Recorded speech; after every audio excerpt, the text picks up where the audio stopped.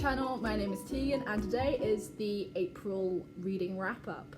Woo! I read quite a bit. I'm a bit sad I didn't quite get through all of the TBR, but let's just get on with it. First of all, finished Brisinga.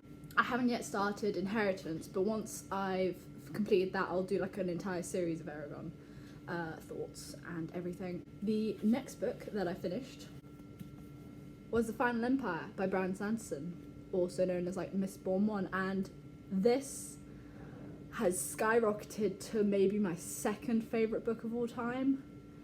Once I've reread my favourite book of all time, we'll see if it actually beats it, but as of now it's like, oh, this book was amazing. I'll put a little poll, it'll be that, one of these corners will be like a poll, and let me know if you want me to do like a full in-depth kind of review on this book, because I loved it so goddamn much. It was amazing. I've given it 5 stars. Yeah, just this book was absolutely awesome. I freaking loved it. Moving on. The next book I finished was The Crescent City, and this is another book which I didn't know what to expect from it.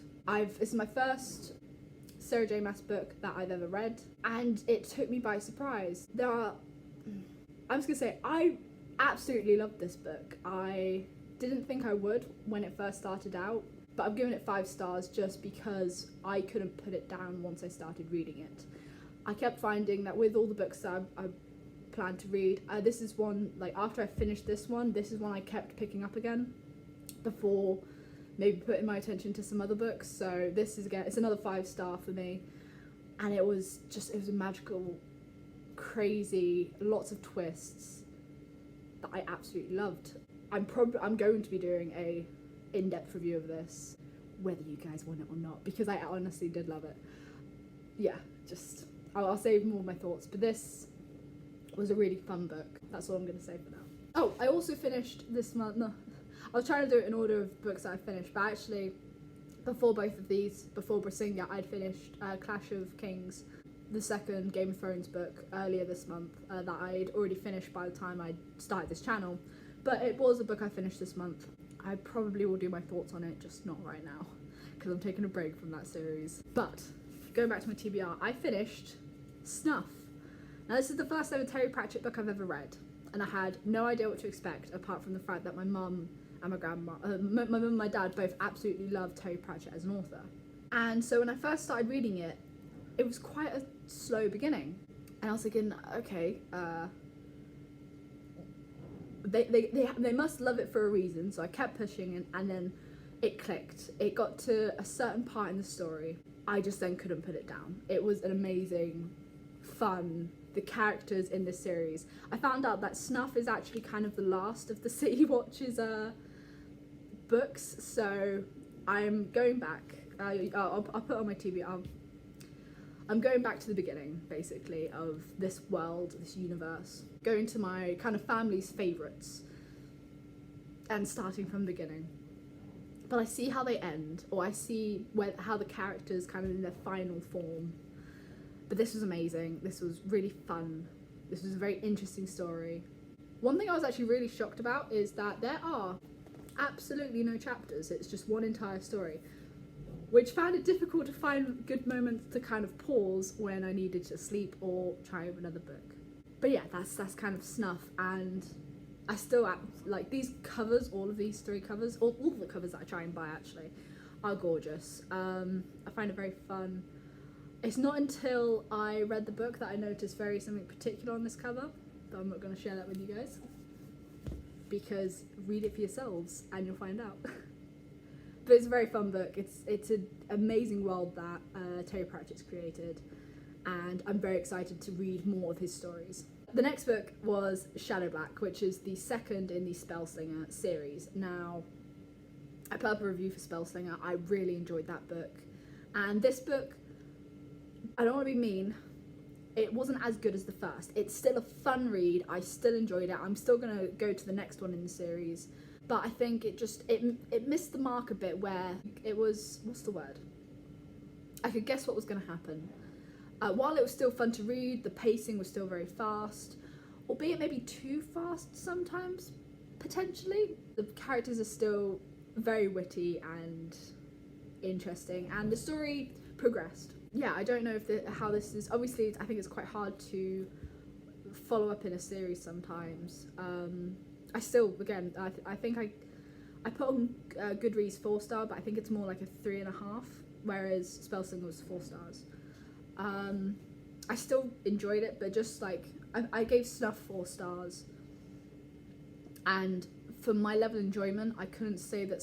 I think Snuff is better than Spellslinger, the Shadow Black, which is why I've given it 3.5. But still, I definitely think for a younger audience, this is a very great, fantastic series. Maybe it's just because I'm a bit older, and I've started reading some really, really great stories. Obviously, this book isn't aiming for the same kind of audience as Brand Sanderson's Mistborn series. I still think the cover art's amazing. The story is fun. You know, I read this in a day, less than really. It's a fun little world. I still recommend it. Now,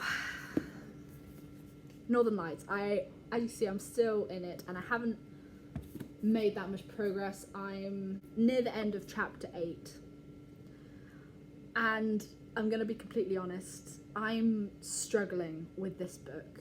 I've watched the film, I kind of know how this story is slowly progressing, but there's something about this book that I just can't. I'm having to force myself to read it.